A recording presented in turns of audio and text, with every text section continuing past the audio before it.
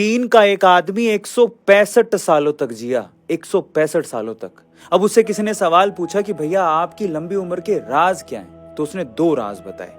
पहला कि वो नाभि तक भर के पूरी तरह से सांस लेता है और फिर पूरी तरह से सांस को छोड़ता है। हम में से अधिकतर लोग नाभि तक छोड़ो गले तक भी सांस चली जाए बस उतनी ही भरते हैं, पर सांस को पूरा भरना चाहिए। नाभि तक ऑक्सीजन जानी चाहिए जिससे पेट फूले। कई लोगों का तो उल्टा है, सांस लेने पर पेट पिचक जाता है और छोड़ने पर पेट फूलता है, वो तो और भी ज्यादा नुकसानदायक है। इसलिए सांस जब आप लो तो ध्यान रखना चाहिए कि पेट फूल रहा है या पिचक रहा है। और दूसरी बात उस चीनी आदमी ने बताई कि वो अपनी रीढ़ की हड्डी को सीधा रखता है।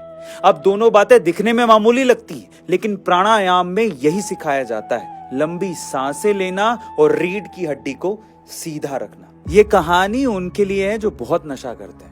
ऐसी एक शराबी नशा करके अपने घर पहुंचता है। उसने इतना नशा किया होता है कि वो बमुश्किल थोड़ा बहुत ही होश में बचा रहता है। घर का गेट खोलने के लिए ताले में चाबी डालने की कोशिश करता है, लेकिन चाबी उसमें जा ही नहीं रही होती। छेद और चाबी का वो मिलान ही नहीं कर पाता क्योंकि उसके हाथ कांप रहे होते। एक पुलिस वाला रास्ते में खड़ा होकर ये सब देख रहा होता है। उसने शराबी को कहा कि क्या मैं सहायता करूं, ताले में चाबी डाल दूं? तो शराबी नशे में बोला कि अगर सहायता ही करनी है तो मकान संभाल लो, ये हिलना बंद करे तो चाबी तो मैं आराम से डाल लूंगा।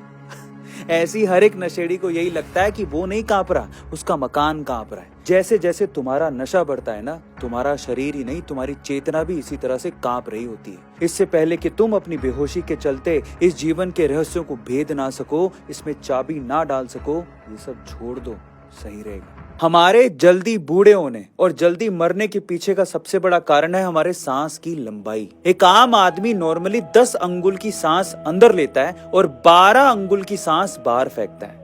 यानी कि हम सांस अंदर कम लेते हैं लेकिन फेंकते ज्यादा हैं बाहर। यही कारण है कि हम जल्दी बूढ़े होते हैं और जल्दी मरते हैं। स्वर शास्त्र ये कहता है कि यदि कोई आदमी बाहर निकलने वाली सांस को 1 अंगुल तक भी कम कर लेना तो उसकी काम वासना में कमी आने लगती है। 2 अंगुल तक कम कर ले तो आनंद मिलने लगता है। 3 अंगुल तक कम कर ले तो वो बढ़िया कवि, लेखक या आर्टिस्ट बन सकता है। 4 अंगुल तक कम करने पर वाक सिद्धि, 5 अंगुल तक कम करने पर दूरदृष्टि, 6 या 7 अंगुल तक कम करने पर प्रचंड वेग और 8 अंगुल तक कम करने पर अष्ट सिद्धियां मिल जाती हैं, जो कि हनुमान जी के पास थी। भारत के 99% सनातन धर्म को जानने वाले लोग असुर, राक्षस, दैत्य और दानव में फर्क नहीं जानते। सबसे पहले तो असुर का मतलब दैत्य, दानव या राक्षस नहीं होता। जिसने समुद्र मंथन से निकली सुरा यानी मदिरा को पिया वो सुर, और जिसने नहीं पिया वो असुर कहलाया। पर ये दैत्य, दानव, राक्षस ये सभी महर्षि कश्यप की संतानें थी।